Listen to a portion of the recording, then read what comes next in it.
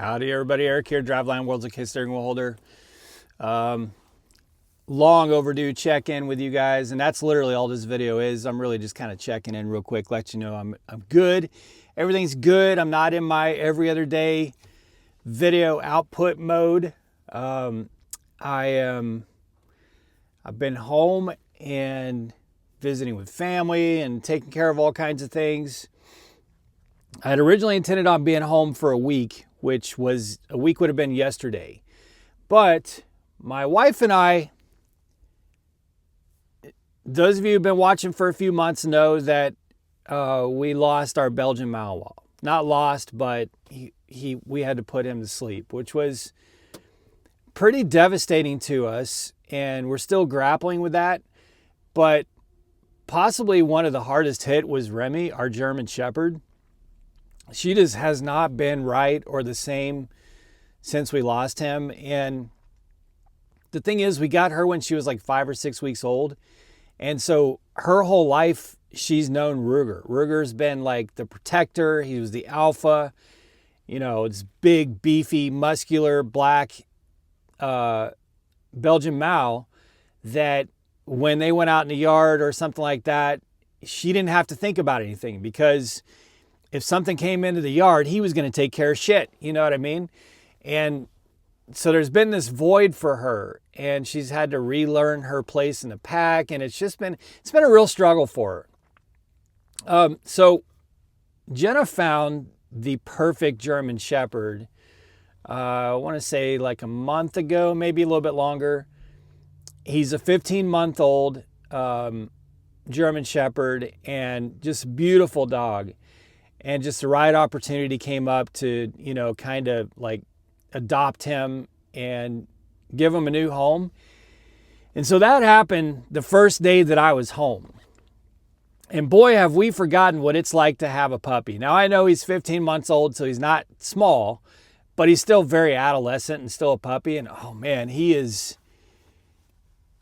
in berserker mode. So very well house trained and crate trained and all that. So that's good. But he doesn't do well with callbacks. Like Remy and Ruger, even at truck stops, we could let them out off leash and they would not run away. They were very disciplined in staying near us. But even if they did venture a little, the second we called them back, they were coming back. That's not the case with this new dude. But at the same time, he's trying to learn his new environment. It's kind of a really tough transition for him. He's doing really well with Remy. He's doing really well with Reese. But the reality is I have to build a fence. So that's what I'm doing today, is getting all the supplies and equipment to build a fence. It's not going to be the kind of long-term fence that I want to do for now, but it's going to be a temporary deal that I can change into a long-term fence, so that he can go out into the backyard without having to be on a leash, because right now he's having to be on a leash anytime he has to go outside. So that's kind of that's extending my home time. In addition to that, when I get back on the road, I have to go to Springfield I'm very likely going to have to get some new brakes put on my truck. It's pretty likely that's going to be the case. And I've got to do a couple other things, but it's going to be probably a full 2 weeks off before I get running again. Now, that's kind of a good thing right now. I had a great week in the week leading up to when I went home. And then I had a pretty great load that I delivered before I went home that made it so I still got a paycheck this last settlement. So the damage there is going to be pretty minimal. But I've also been able to work on my book. I'm writing a book series. I haven't really talked about it a lot on this channel, but I'm writing a science fiction book series. And that is...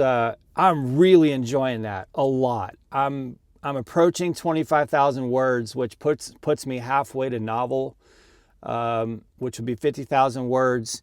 and I'm pushing for I'm targeting 80,000 words on this first book of the 3-part series. So it's really given me an opportunity, because I've been working on that on the truck too, but it's really given me an opportunity. Like, I was only maybe 10,000 words in when I got home, and I've now over doubled that. Like, I'm in a real groove right now. I've done all my character development, all that's out of the way.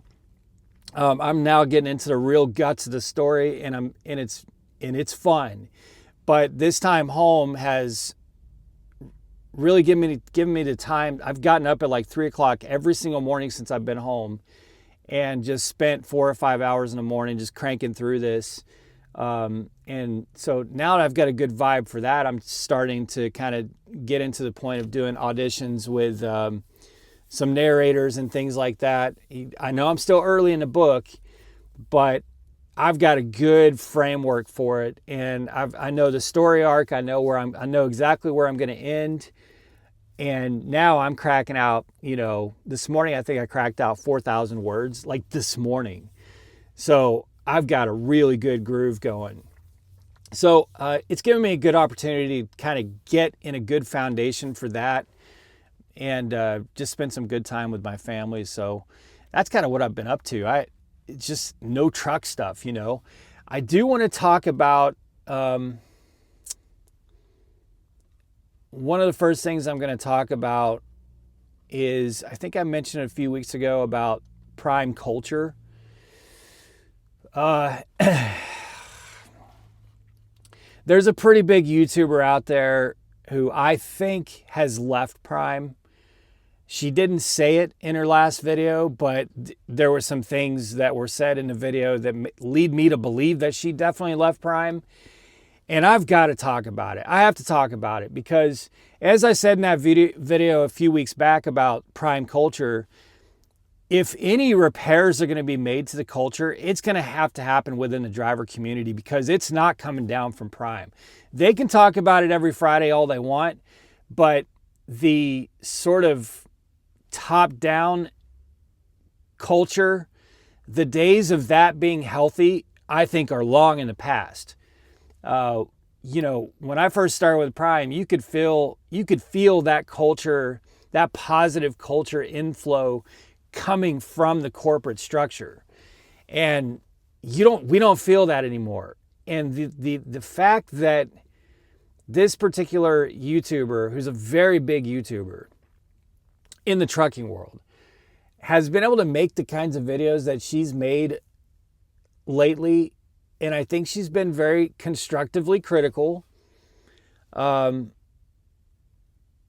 until this one. This video was very very direct at something that she was pretty wronged about. It really got under my skin over what she experienced. But in previous videos where she's talked about, the cameras and getting up into the Northeast and having to sit and wait a day for a load to be proposed, some of the things, she's been very constructively critical about it. And there's been like 50, 60,000 people watch these videos. And I don't understand how that just gets, how there's nobody at Prime that wants to be like, hey, maybe we can't do anything to fix all these things, but come on in and let's have a talk. Let's sit you down with the department so maybe you can understand where they're coming from, and maybe they can understand kind of your concerns.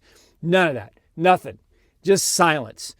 When I started with Prime, now we had Andrea Mueller, okay, but there is no way a video like that would be allowed to just sit out. Let's say allowed. She can do whatever she wants, but would just sit out there without being addressed at all by Prime. Not back when I started.